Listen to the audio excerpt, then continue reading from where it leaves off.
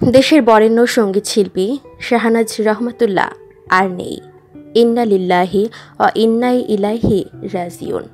গতকাল রাত 11:30টায় রবিধারায় নিজ বাসায় শ্বাসকষ্টজনিত সমস্যায় শাহনাজ রহমাতুল্লাহ মারা যান। মৃত্যুকালে তার বয়স হয়েছিল 65 বছর। তিনি স্বামী, এক ছেলে ও এক মেয়ে রেখে গেছেন। স্বামী মেজর আবুল বাশার রহমাতুল্লাহ ব্যবসায়ী, মেয়ে নাহিদ রহমাতুল্লাহ থাকেন লন্ডনে, আর ছেলে AKM সাইফ রহমাতুল্লাহ যুক্তরাষ্ট্রের এক বিশ্ববিদ্যালয় থেকে MBA করে এখন কানাডায় থাকেন। শাহনাজ রহমাতুল্লাহকে 1992 সালে 21শে পদক দেওয়া হয়। 1990 সালে ছুটির ফাঁদে ছবিটি গান গেয়ে জাতীয় চলচ্চিত্র পুরস্কার পান তিনি। এছাড়া 2016 সালে চ্যানেল আই মিউজিক অ্যাওয়ার্ড আয়োজনে আজীবন সম্মাননা, 2013 সালে সিটি ব্যাংক থেকে গুণীজন সংবর্ধনা দেওয়া হয় তাকে। এছাড়া গান গেয়ে আরও অসংখ্য পুরস্কার আর সম্মাননা পেয়েছেন তিনি। বাংলাদেশের গানের জগতে অত্যন্ত পরিচিত একটি নাম শাহনাজ রহমাতুল্লাহ। 1953 সালে জন্মগ্রহণ করা এই শিল্পী 10 বছর বয়স থেকে গান শুরু করেন। প্রায় সেই বয়সেই গান করেন চলচ্চিত্র, টেলিভিশন আর বেতারে। খেলাঘর থেকে শুরু করা এই শিল্পীর কণ্ঠ শুরু থেকেই ছিল বেশ পরিণত। গজল সম্রাট মেহেদী হাসানের শিষ্য হয়েছিলেন তিনি।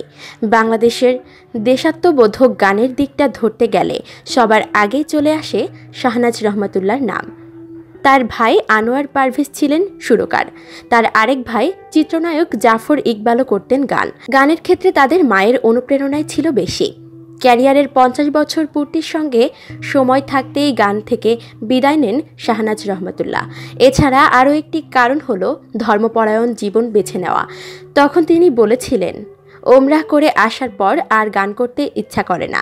আমি নামাজ পড়া শুরু করেছি, নামাজ পড়েই সময় কাটছে। 50 বছরের ওপরে গান গেয়েছি, আর কত গাইব। 1963 সালে নতুন সুর ছবির মাধ্যমে চলচ্চিত্রে গান গাওয়া শুরু করেছিলেন শাহনাজ রহমাতুল্লাহ। গানের জগতে 50 বছরে শাহনাজ রহমাতুল্লাহর 4টি অ্যালবাম প্রকাশিত হয়েছে। প্রথমটি ছিল প্রণব ঘোষের সুরে 12টি বছর পরে।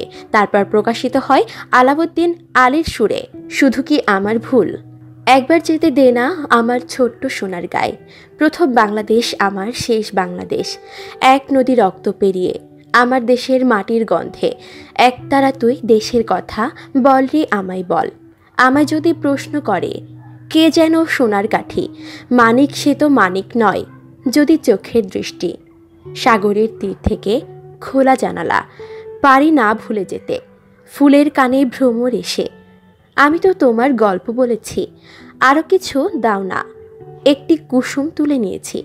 এরকম অসংখ্য গান দিয়ে শাহনাজ রহমাতুল্লাহ বাংলাদেশের অগণিত শ্রোতার মন জয় করেছেন।